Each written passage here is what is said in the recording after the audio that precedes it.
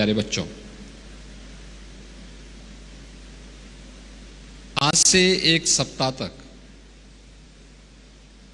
गोरक्षपीठ में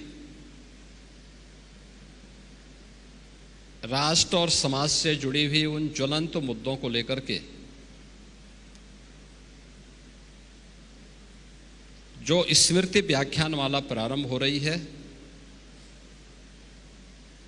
आज उसका शुभारंभ हुआ है और इसमें मुख्य अतिथि और मुख्य वक्ता के रूप में अभी आपको उनके गोरक्षपीठ में आगमन पर हृदय से धन्यवाद ज्ञापित करते हुए उनका इस महत्वपूर्ण उद्बोधन के लिए हृदय से अभिनंदन करता हूं, उनका स्वागत करता हूं। मैं इस अवसर पर अपने सभी पूज्य संतों का भी स्वागत करता हूं। विशेष वक्ता प्रोफेसर हर्ष कुमार सिन्हा जी और इस सभागार में उपस्थित सभी विशिष्ट जनों को भी हृदय से मैं धन्यवाद देता हूं।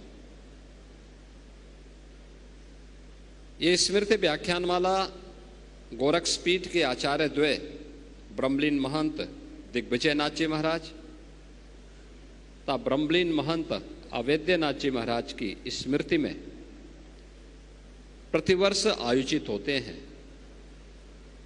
अलग अलग समाज और राष्ट्र से जुड़ी हुई उन ज्वलंत मुद्दों को लेकर के हम चर्चा करते हैं और उस क्षेत्र के विशेषज्ञों को आमंत्रित करके इन मुद्दों में वर्तमान पीढ़ी को और भावी पीढ़ी को मार्गदर्शन प्राप्त हो सके, इसका एक प्रयास एक धार्मिक पीठ के माध्यम से किया जाता है। क्योंकि आचार्य द्वय महंत दिग्विजयनाथ जी महाराज और महंत अवैद्यनाथ जी महाराज का पूरा जीवन न केवल आध्यात्मिक और धार्मिक जगत के लिए बल्कि राष्ट्र के लिए समर्पित था। उन्होंने पांथिक संकीर्णता से ऊपर उठ करके भारत और भारतीयता के हित में जब कभी भी कोई आह्वान हुआ तो उसमें बढ़ चढ़ करके भाग लिया और इसलिए उनकी पुण्य स्मृति में जब व्याख्यानमाला उनकी पुण्यतिथि के अवसर पर आयोजित होते हैं तो इसके दोनों पक्षों को हम लेकर के चलते हैं।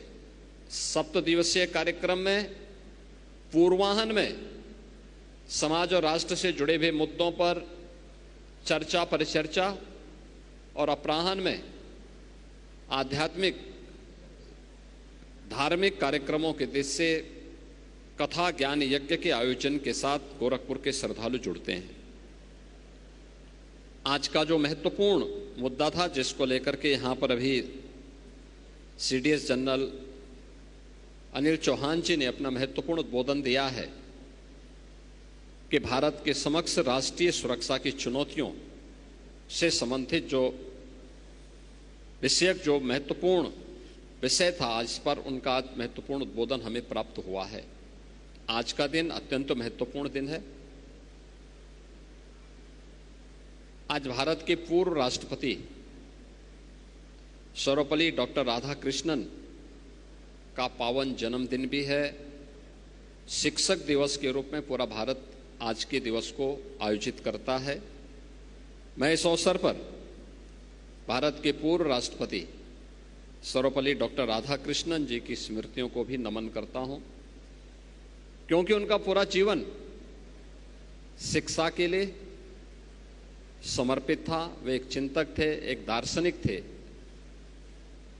और उन्होंने शिक्षा जगत से जुड़ी हुई भारत की परंपरा और संस्कृति से जुड़ी हुई मुद्दों को अपने दार्शनिक अंदाज से देश और दुनिया के सामने प्रस्तुत किया था।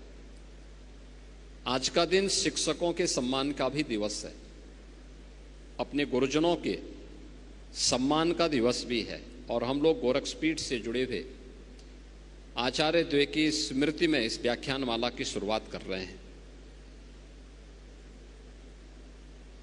राष्ट्रीय सुरक्षा के बारे में जो विभिन्न आयामों की चर्चा यहाँ पर जनरल चौहान ने की है, वह न केवल वर्तमान की है बल्कि भावी भी है।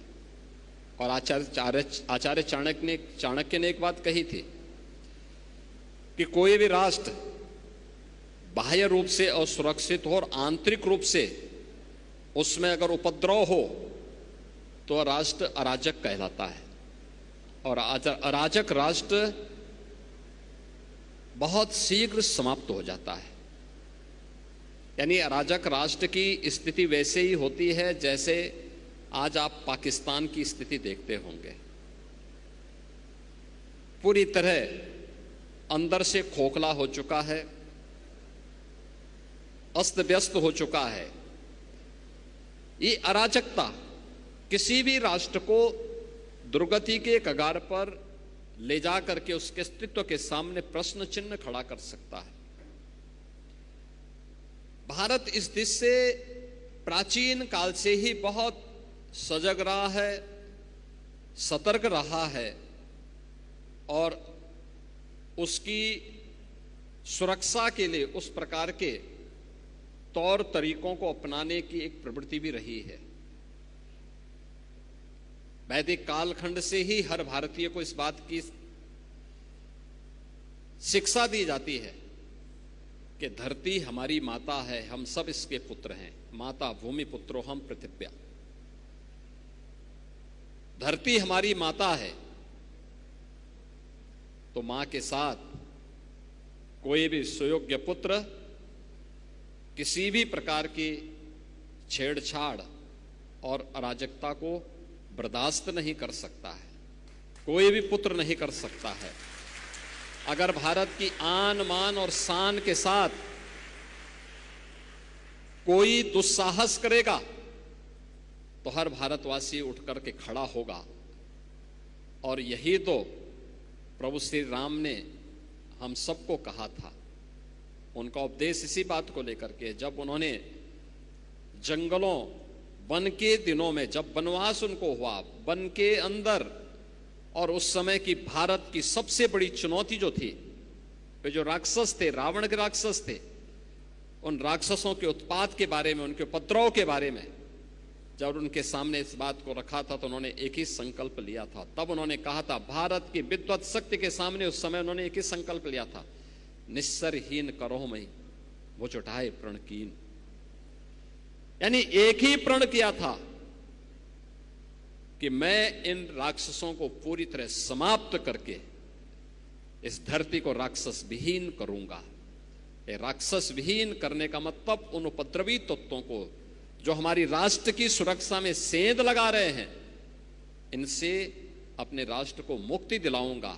यह संकल्प राम राज्य की आधारशिला बनी थी।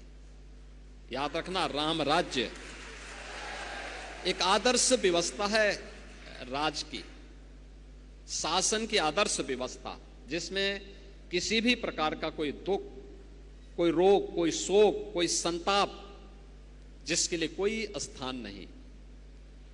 हर व्यक्ति सुरक्षित है, हर व्यक्ति खुशहाल है, हर व्यक्ति समृद्धि के एक नई आस के साथ आगे बढ़ रहा है, एक स्वस्थ प्रतिस्पर्धा के साथ आगे बढ़ रहा है। और यही तो भाव था जो प्रभु राम ने हम सबको राम राज्य के माध्यम से दिया। लीलाधारी भगवान श्री कृष्ण ने भी यही कहा था। उन्होंने भी इस बात को कहा था कि परित्राणाय साधूनाम विनाशाय च दुष्कृताम। यानी सज्जनों का संरक्षण, अपने नागरिकों को संरक्षण करना, उन्हें सुरक्षा प्रदान करना।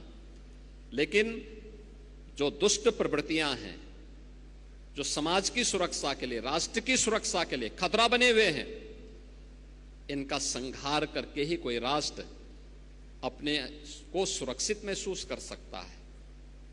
याद रखना।